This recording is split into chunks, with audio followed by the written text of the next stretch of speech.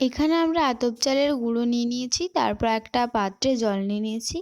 এটাতে কিছুটা আতপ চালের গুঁড়ো নিয়ে ভালো করে মিশিয়ে নেব মাড় তৈরি করার জন্য। আপনারা পুরো ভিডিওটা দেখুন কিভাবে এটা করছে।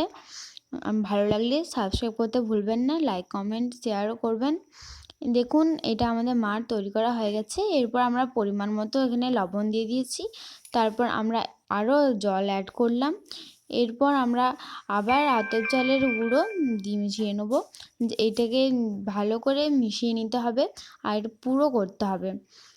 দেখুন সম্পূর্ণ ভিডিওটা, তাহলে বুঝতে পারবেন কি করে হচ্ছে। আপনারা দেখতেই পাচ্ছেন এটা ভালো করে মিশাচ্ছি। এই যখন একটা থকথকে ব্যাটার তৈরি হয়ে যাবে, আপনারা সানকি সরার ব্যবহার করবেন। সানকি সরা হলে বেশি ভালো হয়, আপনারা চাইলে অন্য কিছু ইউজ করতে পারেন। প্রথমে আমরা এটার মধ্যে কিছুটা তেল বুলিয়ে নিয়েছি। এরপর আমরা সেই ব্যাটারটা দিয়ে দিলাম এবং একটা ঢাকা দিয়ে দিলাম। এরপর এটার মধ্যে একটা ভিজে কাপড় দিয়ে দিতে হবে। এরপর আমরা 1 মিনিট পর ঢাকাটা খুলে নিলাম। তাহলেই দেখতে পাবেন কি সুন্দর চিতই পিঠে রেডি হয়ে গেছে। আপনারা অবশ্যই এটা বাড়িতে ট্রাই করবেন এবং যারা আমাদের ভিডিও দেখছেন তাদেরকে অসংখ্য ধন্যবাদ। আমাদের চিতই পিঠে রেডি হয়ে গেছে খাওয়ার জন্য। দেখুন কত সুন্দর হয়েছে। আজ এই পর্যন্ত, ফিরে আসছি নেক্সট ভিডিওতে।